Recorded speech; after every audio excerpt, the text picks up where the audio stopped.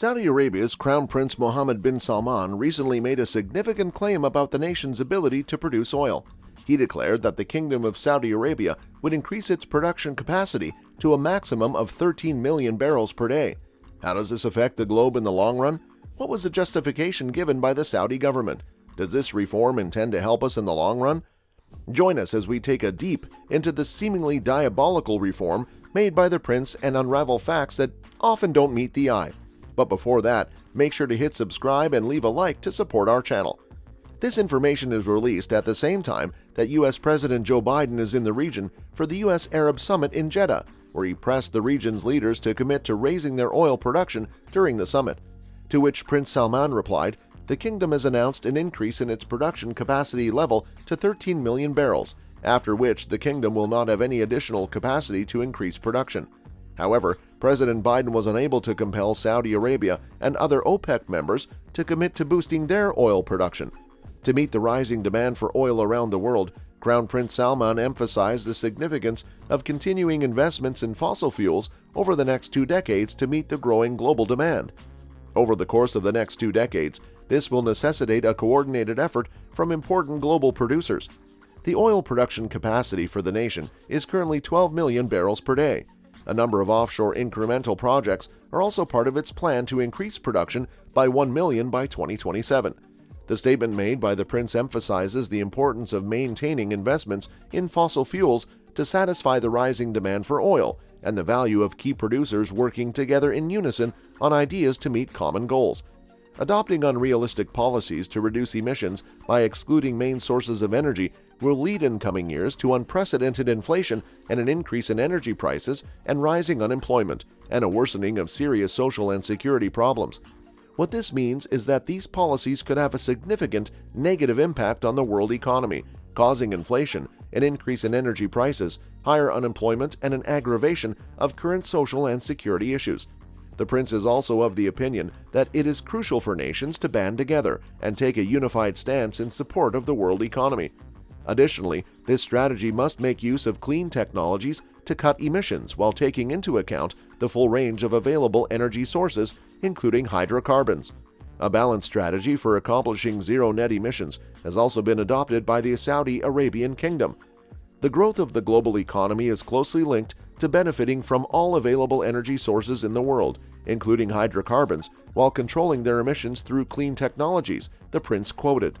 This strategy is based on the circular carbon economy, which promotes economic diversity while facilitating sustainable growth and upholding robust supply chains. The prince also stressed the value of taking a balanced approach to energy rather than excluding primary energy sources and enacting irrational policies. According to him, the development of the world economy is directly related to our capacity to utilize all available energy sources efficiently while reducing emissions through clean technologies. Saudi Arabia and the United Arab Emirates have indeed been making sizable investment opportunities to maintain and increase their oil production capacities as we approach the capacity limits. OPEC members Saudi Arabia and UAE have also done the same. Industry experts, however, advise against setting unrealistically high expectations. S&P Global Vice Chairman and global energy expert Daniel Yergin recently stated there does not appear to be a large amount of extra oil in Saudi Arabia or in the UAE that can be produced on short notice. OPEC nations have struggled to fulfill their commitment to the market in terms of oil supply, despite their efforts to cut production in accordance with the 2020 OPEC Plus agreement. This is because some of its members face a variety of difficulties, including difficulties with investments and business operations. In addition, Saudi Arabia and other OPEC countries are anticipated to continue to come under pressure from the U.S. Now, a limited capacity and supply of oil can drive up oil prices. Why then do oil prices matter to the global economy? You see, in 2020, as the COVID-19 pandemic spread throughout the world and lockdowns were instituted, the demand for oil significantly decreased, which led to a slowdown in the world economy. Oil prices fell to historic lows, falling below zero for the first time ever. But if we fast forward to the present, the situation is very different. As of the time this video was being made, oil prices had risen to $74 per barrel. An important commodity that has a big impact on the global economy is oil, which additionally makes up about 3% of the global GDP and can be found in a wide variety of goods. This includes things like solar panels, plastics, chemicals, fertilizers, aspirin, clothing, and personal protective equipment. Due to the robust economic recovery and escalating geopolitical tensions between Russia, Ukraine, and the Middle East, there has been an increase in demand for oil. As a result, supply fears have increased, which has led to higher inflation and worries about the stability of the economy. Sustainability is being gradually embraced by the world. Oil's low price elasticity of demand, however, continues to have a significant impact on its price as well as the overall economy.